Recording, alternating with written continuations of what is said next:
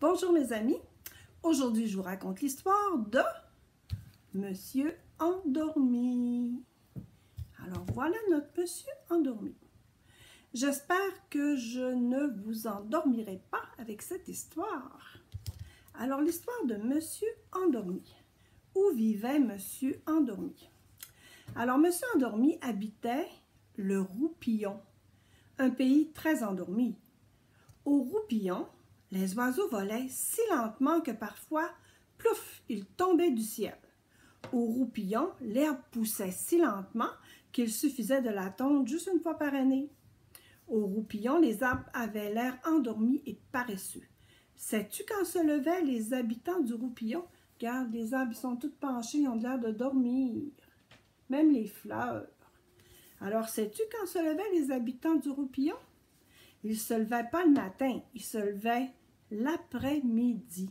Regarde l'horloge du Roupillon, elle n'indique que 4 heures par jour. Ils se levaient tellement tard qu'il leur restait juste 4 heures pour faire leurs tâches, puis s'amuser, puis faire des choses.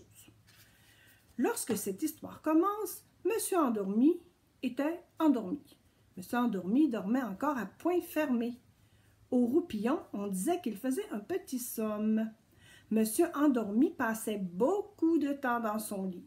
C'était l'endroit qu'il préférait.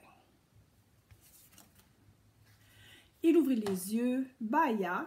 Il bâilla à se décrocher la mâchoire et se rendormit.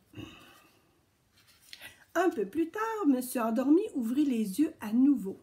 Il bâilla encore et se rendormit. Beaucoup plus tard, Monsieur Endormi se leva et alla préparer son petit déjeuner. En réalité, c'était plutôt un goûter. Dans la bouilloire, il fit chauffer de l'eau pour son café. Mais au pays du Roupillon, ça prenait 2 heures chauffer l'eau. Ensuite, il faisait griller une tranche de pain pour se faire une toast. Mais au Roupillon, ça la prenait 3 heures. Là-bas, le pain ne brûle jamais. Regardez-le faire son déjeuner. Il est tellement endormi qu'il me donne le goût de bâiller. Aïe, aïe, aïe.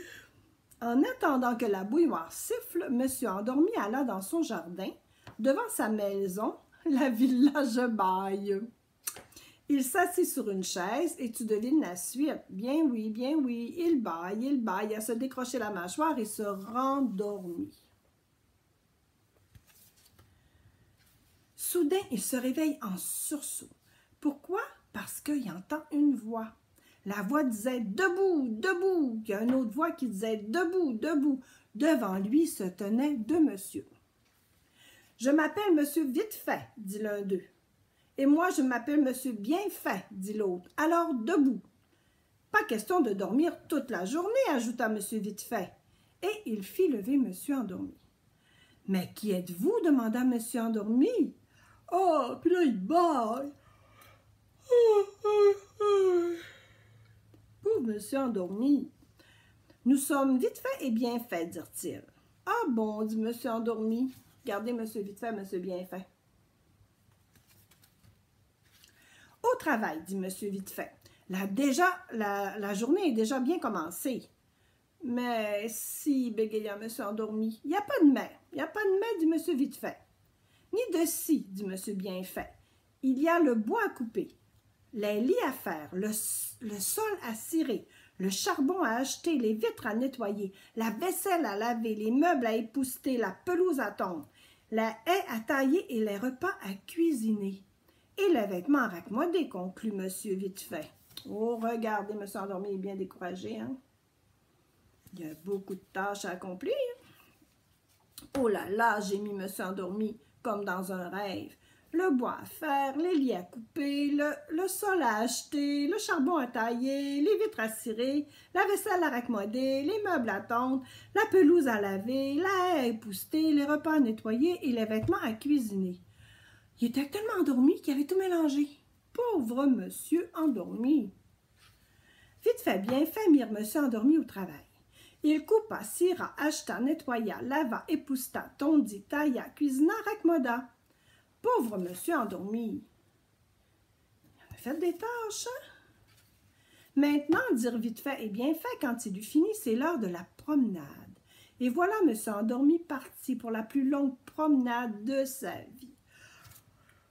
Aïe, aïe, aïe. Oh, il bâillait, il était fatigué. En effet, Monsieur Endormi faisait partie de ces gens qui ne marchent jamais, pour peu qu'ils aient l'occasion de s'asseoir, et qui ne s'assoient jamais s'ils ont l'occasion de se coucher. Alors, regardez comment il a de l'air piteux. Je pense que ça ne le rend pas heureux d'aller prendre une marche. Mais ce jour-là, il n'avait pas le choix. Il fit des kilomètres et encore des kilomètres. Tant et si bien qu'à la fin, il avait les pieds en compote. Pauvre Monsieur Endormi. Dès le retour à la village baille, Monsieur Vite-fait déclara « Maintenant, vous allez courir. »« Oh non » s'écria Monsieur Endormi. « Quand je soufflerai dans ce sifflet, dit Monsieur Bienfait, vous partirez. »« À toute allure, dit Monsieur Vite-fait. » Monsieur Endormi poussa un gros soupir et ferma les yeux. Monsieur Bienfait porta le sifflet à ses lèvres. Puis là, il a sifflé. Moi, je ne sais pas siffler. Alors là, c'est l'heure du départ. Il y avait un sifflet. Le pauvre Monsieur Endormi se mit à courir. Mais ses jambes ne le portaient plus. Pourquoi? Parce qu'il était encore assis dans la chaise de jardin. Monsieur Endormi ouvrit les yeux. Monsieur Vite-fait et Monsieur Bienfait avaient disparu. Tout cela n'avait été qu'un affreux cauchemar. Et le sifflement, mais c'était celui de sa bouilloire. Il avait fait chauffer de l'eau pour se faire un petit café. Ouf! Monsieur Endormi soupira de soulagement. Il alla dans sa cuisine et s'assit pour prendre son petit déjeuner. Est-ce que tu devines la suite? Qu'est-ce qui s'est passé? Un coup qu'il a été assis, Monsieur Endormi s'est endormi encore. Alors, debout, Monsieur Endormi, debout, debout, debout, debout. Il faut déjeuner, Monsieur Endormi. Alors voilà, c'était la belle histoire de Monsieur Endormi qui nous fait bailler. Oh! Alors, si vous êtes près des dodos, ça fait bien, hein? Alors, je vous dis bonne nuit, beau dodo, et à la prochaine. Bisous les amis!